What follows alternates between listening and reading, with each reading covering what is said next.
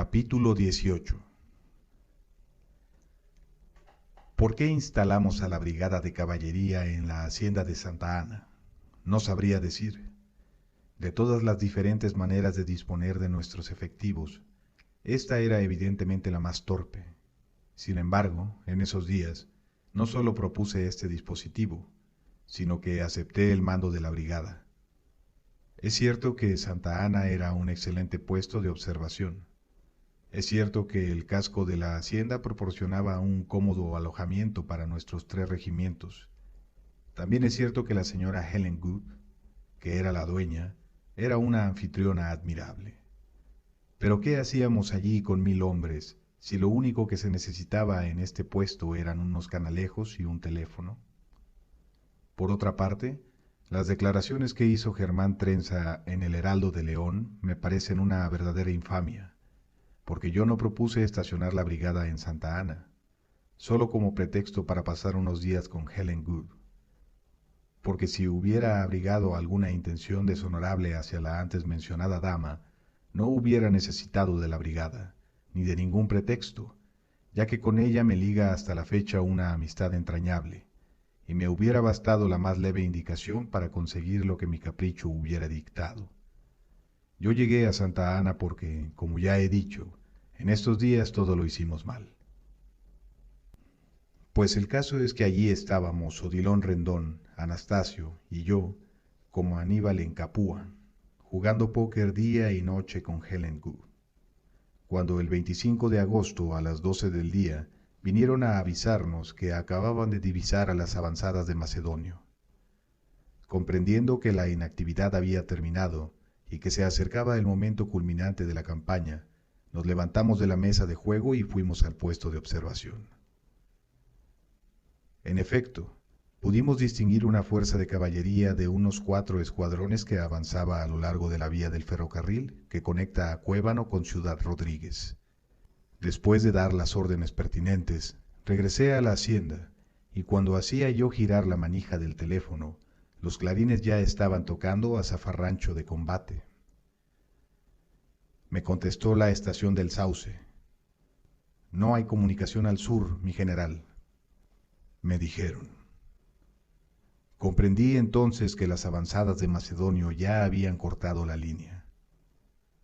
Deme el cuartel general en Ciudad Rodríguez, ordené. Se oyó el ruido de la comunicación y luego una voz. ¿Cuartel general?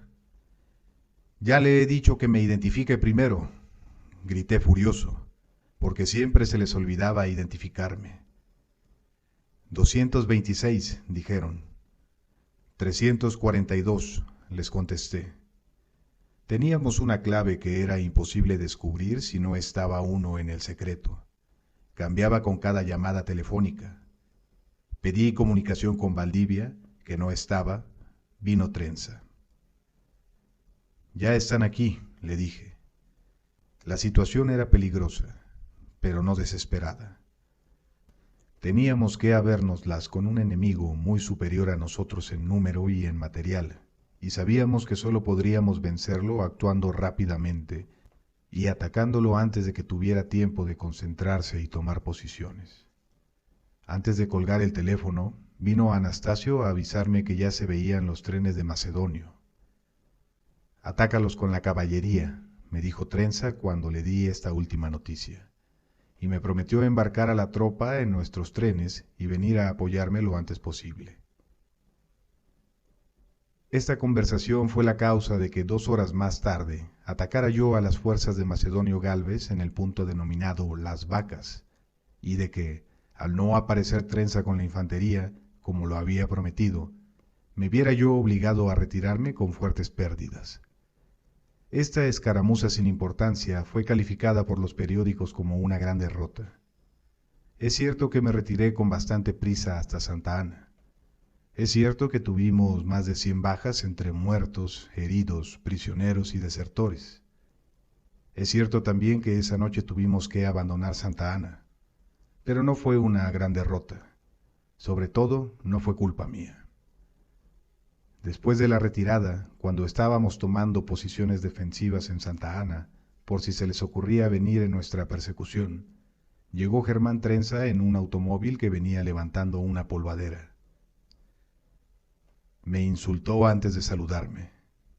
Por tu culpa se nos fue todo a la no sé cuántos, me gritó. Por la tuya, grandísimo tal por cual, le contesté. Así estuvimos un rato, cambiando improperios. Cuando nos serenamos, nos dimos cuenta de que había ocurrido algo verdaderamente inaudito. Después de que, gracias a nuestra conversación telefónica, habíamos quedado de acuerdo en que Trenza saldría a atacar a las tropas de Macedonio Gálvez, que se acercaban a Ciudad Rodríguez por la vía de Cuébano, recibieron en el cuartel otra llamada telefónica que indiscutiblemente la hizo el enemigo, que, indiscutiblemente, también había escuchado nuestra conversación anterior y, gracias al descuido de los operadores, a quienes siempre se les olvidaba identificarme, en esa segunda conversación telefónica, el enemigo le plantó a Trenza la gran mentira de que había contraorden y que el ataque se llevaría a cabo sobre la vía de Monterrey. Así que mientras yo me batía brava, aunque inútilmente, con las avanzadas de Macedonio, Germán Trenza se había ido a pasear con 3000 hombres por el ferrocarril de Monterrey, en donde, huelga decirlo, no encontró alma viviente. ¿Cuántas veces les dije que no se les olvidara identificarme? Dije, más enojado que nunca. Si se hace una clave es para usarla. Germán tenía tanta vergüenza del gran ridículo que acababa de hacer que no se atrevió a contestarme. Más vale que te incorpores, me dijo después de un rato. Vamos a defender Ciudad Rodríguez. Tenía razón, no tenía caso conservar la brigada de caballería en Santa Ana. El enemigo había desembarcado de los trenes y estaba ya en línea de combate.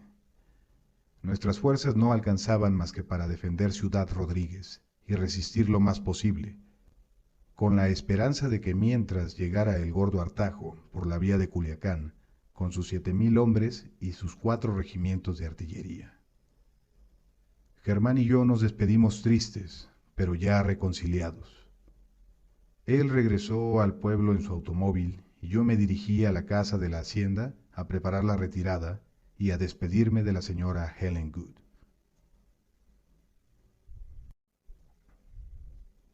Capítulo 19. Ciudad Rodríguez no era ciudad, sino un pueblo rabón. Llegué a la medianoche con la brigada de caballería muy mermada, porque Odilon se nos perdió en la oscuridad con un regimiento. Primero creíamos que había tomado un atajo, pero después comprendimos que se había pasado al enemigo. No lo critico, hizo bien. Yo hubiera hecho lo mismo si no fuera tan íntegro. No encontramos dónde acuartelar las tropas, que acabaron durmiendo en la plaza principal. Yo ordené que colocaran mi catre de campaña en los portales, y fui con Anastasio al Hotel Rodríguez, que era donde estaba el cuartel general.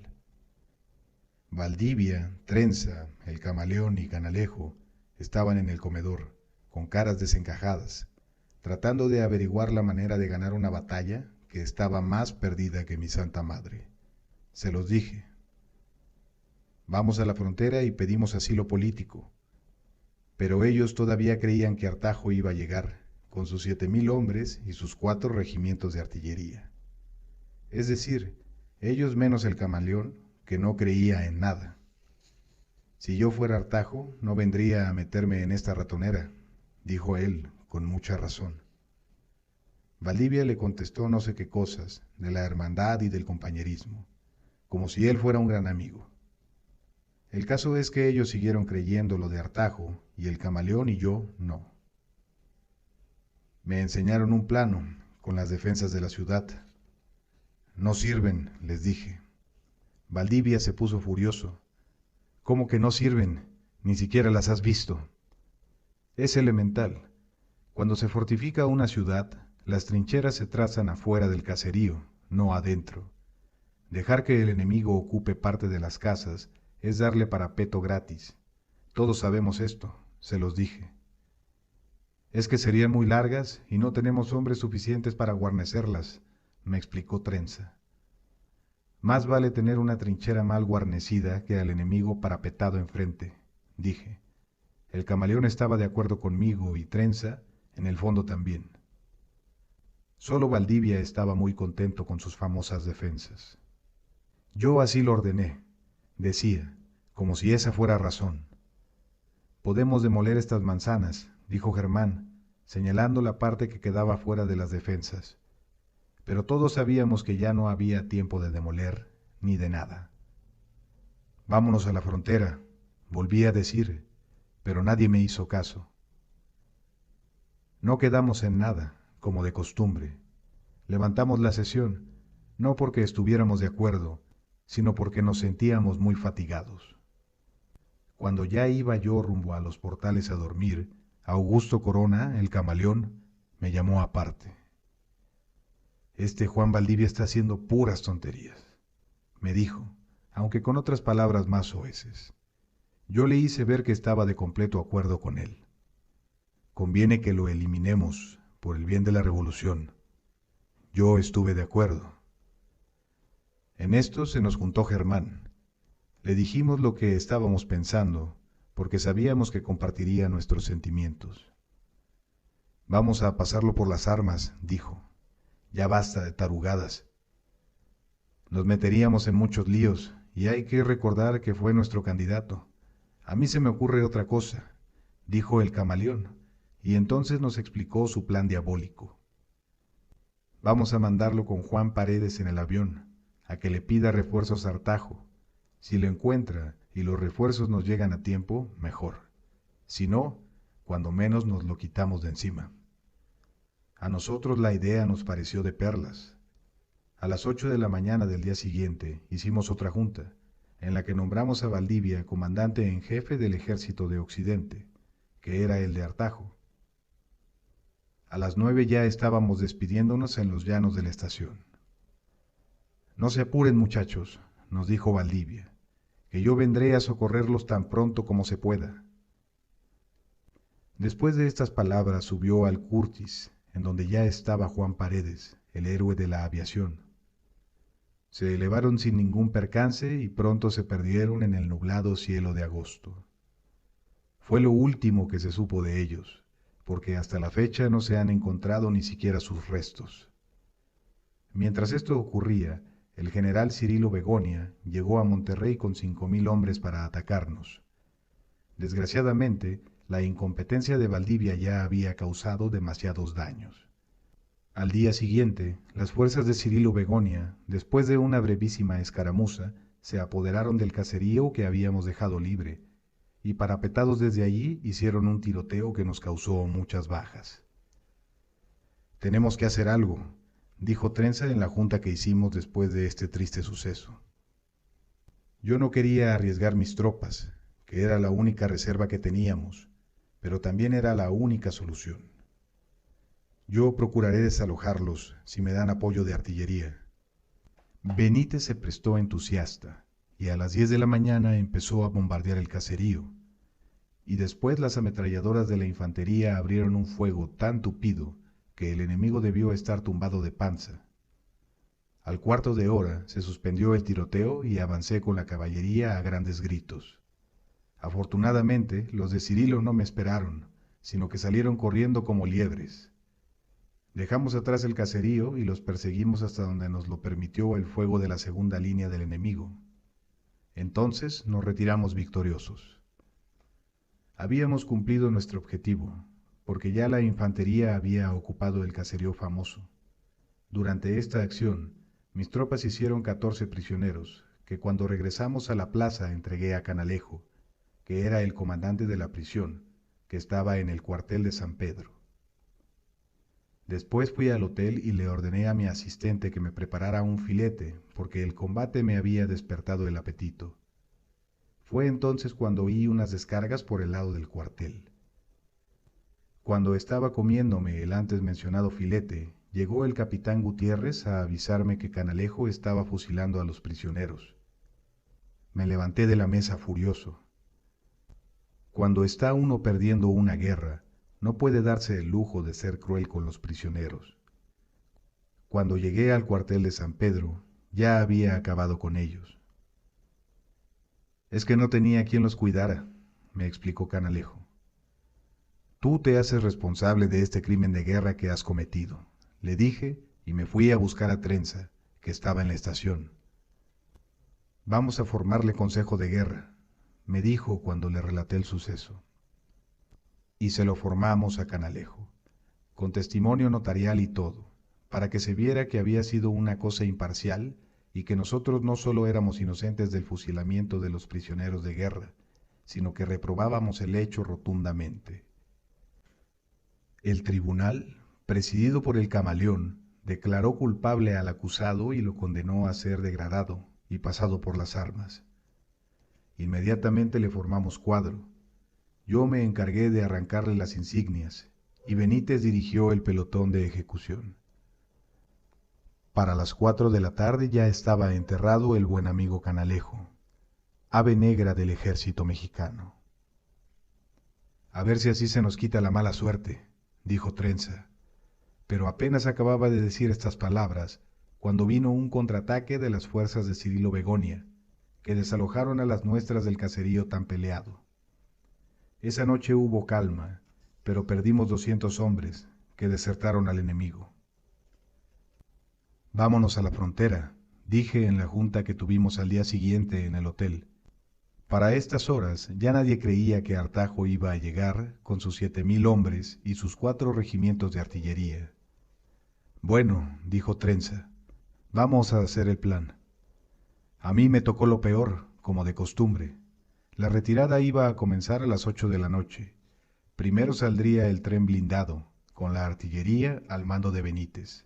Después otros 2, con la infantería al mando del Camaleón y Trenza respectivamente. Anastasio y yo, con la caballería, teníamos la misión de aguantar lo más posible y después retirarnos, a discreción, es decir, como Dios nos diera a entender. En la noche mis hombres ocuparon posiciones y contestaban el fuego del enemigo, que iba creciendo. Es decir, que se estaba oliendo que ya íbamos de salida. A las 3 de la mañana le dije a Anastasio que se retirara con uno de los 2 regimientos que nos quedaban. Nos vemos en el Cañón de las Ánimas, le dije. Él se fue con sus hombres. Yo me pasé por el pueblo en donde no quedaban más que los heridos que habíamos juntado en los portales y que se quedaban a cargo del mayor Mendoza, que era nuestro médico. Buena suerte, le dije. Después lo pasaron por las armas, como represalia por los fusilados por Canalejo. De allí, es decir, de la plaza principal, me dirigí a la estación y ordené que se le prendiera fuego al bagaje que dejábamos abandonado, que era bastante. Luego ordené a mis hombres que dejaran las posiciones y nos pusimos en marcha cuando ya estaba despuntando el día. Íbamos por el camino de Tetela, cuando oímos por el rumbo del ferrocarril una terrible explosión. Yo, en un acto de compañerismo que hasta la fecha no me explico, decidí ir a investigar. Salimos del camino y nos fuimos a la derecha, como quien va hacia la hacienda de Santa Inés. Al subir a una loma, que vamos viendo el resplandor de un tren en llamas. Cuando llegamos al lugar del siniestro, encontramos un gran desbarajuste. El Siragüén, que seguía cargado y al que Benítez le tenía tanto cariño que lo llevaba a todas partes, explotó. Nadie sabe por qué, y con él explotaron 2 carros de municiones que iban en el primer tren y además toda la artillería y, por supuesto, todos sus ocupantes, incluyendo a Benítez, el inventor del Siragüén, que tan valiosos servicios había prestado y que tan brillante futuro hubiera tenido de no haber estado de nuestra parte. Lo terrible no fue tanto haber perdido toda la artillería y las municiones, sino que la vía quedó obstruida para los otros 2 trenes de la infantería. Ahora había que seguir la retirada a pie. Casi me dan ganas de rendirme, dijo Trenza cuando lo encontré. Yo sé que eso le dolía, porque él había sido un militar muy bravo que nunca se había rendido, pero Camila estaba embarazada y no podía caminar. El Camaleón lo disuadió. ¿A qué te quedas, Germán? ¿A que te fusilen? Les conseguí unos caballos y seguimos el camino lentamente. A las 4 de la tarde ya teníamos al enemigo encima, tiroteándonos. Yo hice una carga para ver si se espantaban y se iban, pero con pocos resultados. Esa noche la pasó la caballería en Trejo, protegiendo la retirada de la infantería. Cuando nos pusimos en marcha, descubrimos que la infantería se había dispersado durante la noche. Solo quedaban Germán, el camaleón, Camila y 2 asistentes. Desertaron, me explicó Germán. Hicieron bien, comenté. Al atardecer, llegamos con un escuadrón escaso al Cañón de las Ánimas.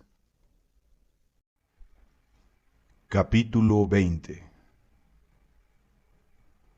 Anastasio se había fortificado en las peñas de Santa Prisca, que están en la entrada del mentado cañón, con los 12 hombres que había logrado salvar de la desbandada. Hicimos una junta. Anastasio y Horacio Flores estaban por rendirse.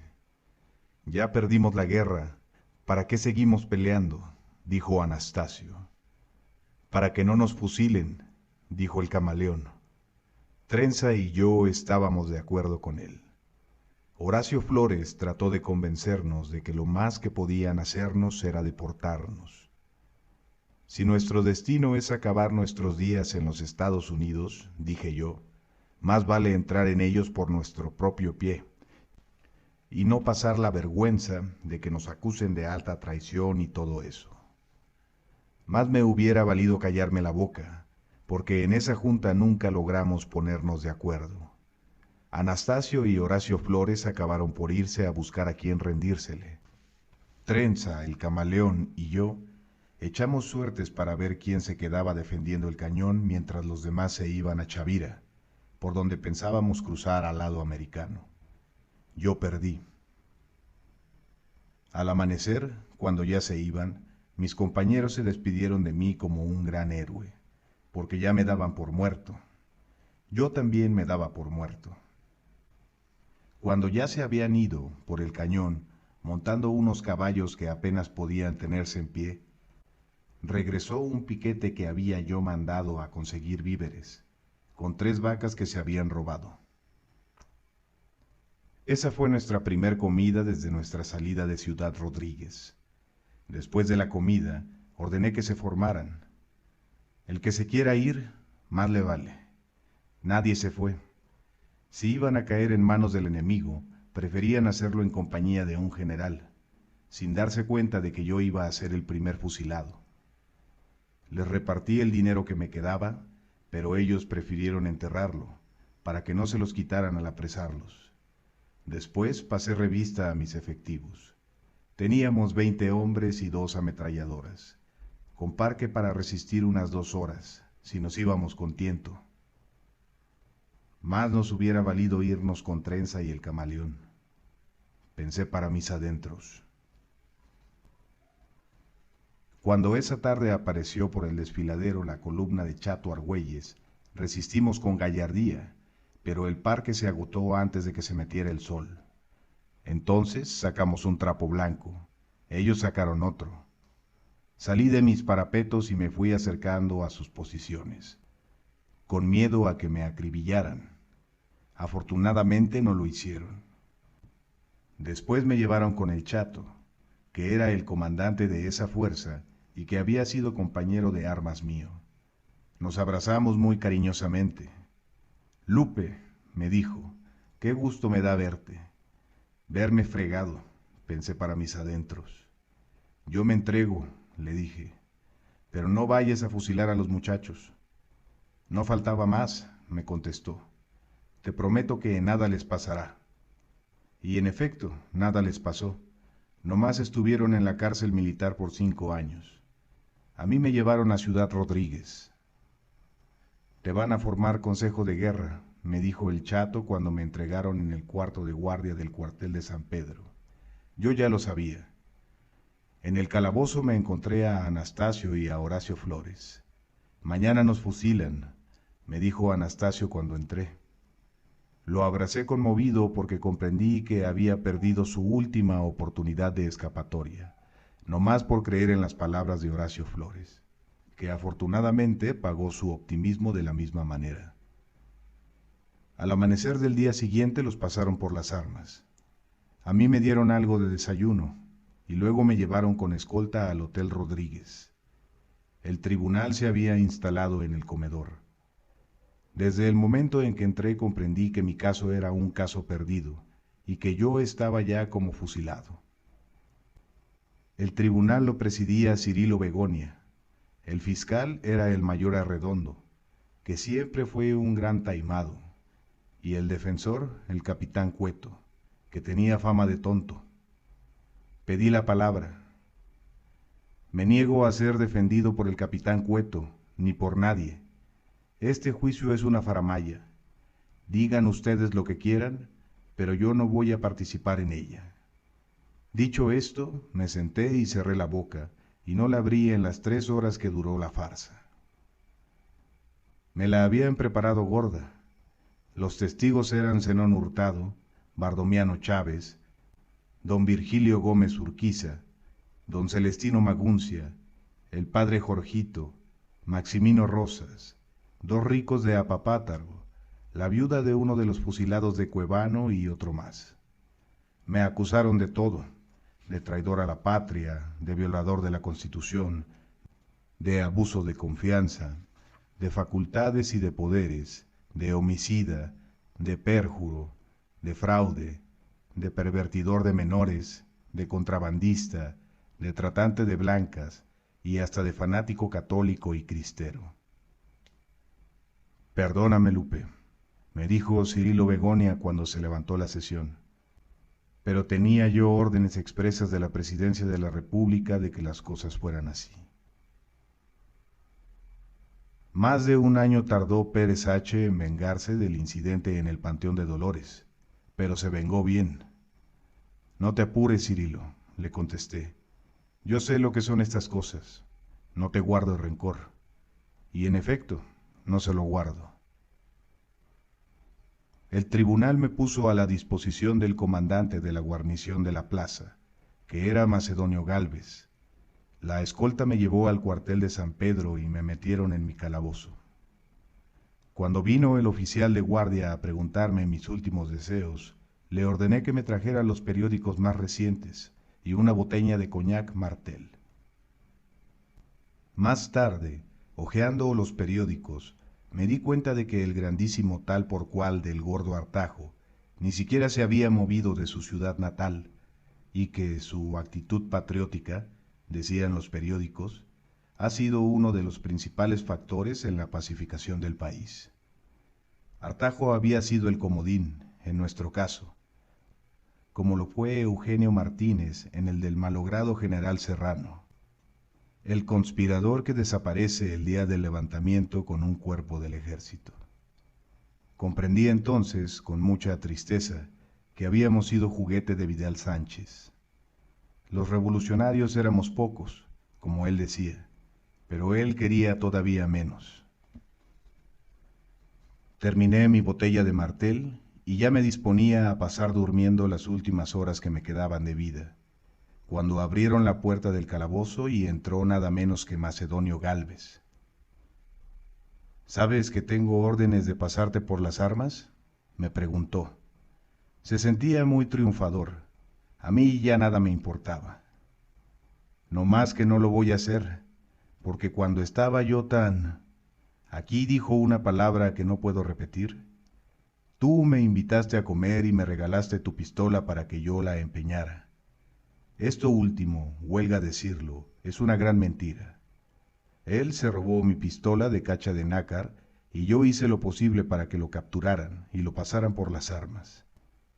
Así que le agradezco mucho a Macedonio Gálvez que no me haya fusilado esa noche como era su deber. Pero yo no le regalé mi pistola. Él se la robó. Claro que en ese momento no estaba yo con alientos para contradecirlo. Epílogo. El cadáver que salió retratado al día siguiente en los periódicos era el de un carnicero que decían que se parecía mucho a mí. Yo me reuní con Matilde y los niños en San Antonio, Texas, y allí pasé los 8 años más aburridos de mi existencia. Cuando deportaron a Vidal Sánchez y a Pérez H., los supervivientes de la Revolución del 29, es decir, Trenza, el Camaleón y yo, regresamos a México como héroes. Trenza se dedicó a la agricultura, el Camaleón a la política y yo a mi familia y al comercio. No nos ha ido mal. Nota explicativa. Para los ignorantes en materia de historia de México. Porfirio Díaz forjó, en los 30 años de su tan vituperado reinado, una casta militar y un ejército 3 o 4 veces más numeroso que el actual, que desfilaba cada 16 de septiembre entre los aplausos del populacho. Los oficiales fueron a Francia para aprender Le Crème y a Alemania para aprender lo que hayan sabido los prusianos de la época. Cuando terminó la guerra de los Boeros, don Porfirio alquiló a 2 o 3 de sus generales para que vinieran a hacer el ridículo aquí en Coahuila. La infantería mexicana fue la primera en adoptar un fusil automático, el Mondragón, fabricado en Suiza, algunos de cuyos ejemplares todavía son usados los domingos en los ejercicios marciales de los jóvenes conscriptos. Todo esto se vino abajo con la Revolución Constitucionalista de 1913.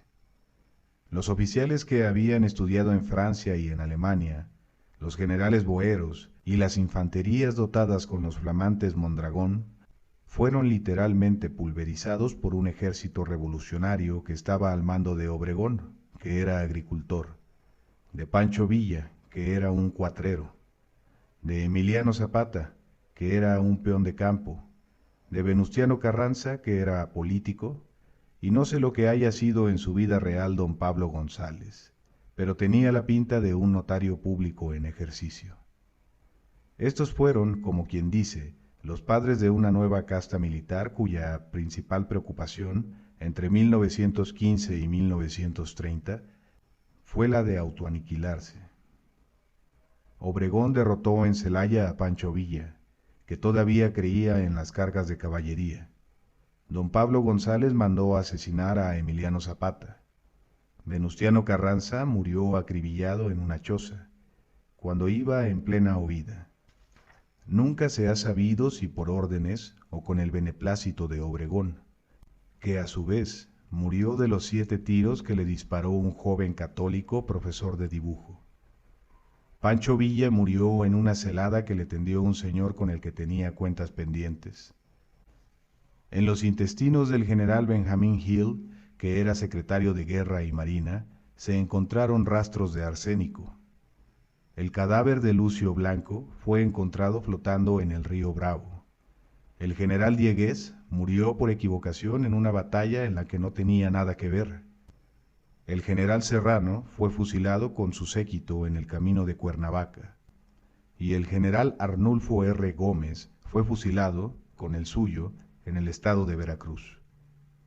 Fortunato Maicot, que según el corrido, divisó desde una torre a las tropas de Pancho Villa, al lado de Obregón, fue fusilado en Pochutla, por las tropas del mismo Obregón. El general Murguía cruzó la frontera con una tropa y se internó 1000 kilómetros en el país sin que nadie lo viera. Cuando lo vieron, lo fusilaron, etcétera, etcétera, etcétera. Estas grandes purgas no fueron completamente eficaces. En el año de 1938, el ejército mexicano contaba con más de 200 generales en servicio activo, de los cuales más de 40 eran de división, y con sus efectivos no podían formar ni 3 divisiones. La solución de estas anomalías la dio la ley de pensiones de retiro y la naturaleza. En la actualidad, el ejército mexicano tiene los generales que le hacen falta. Todos los demás están enterrados, retirados o dedicados a los negocios.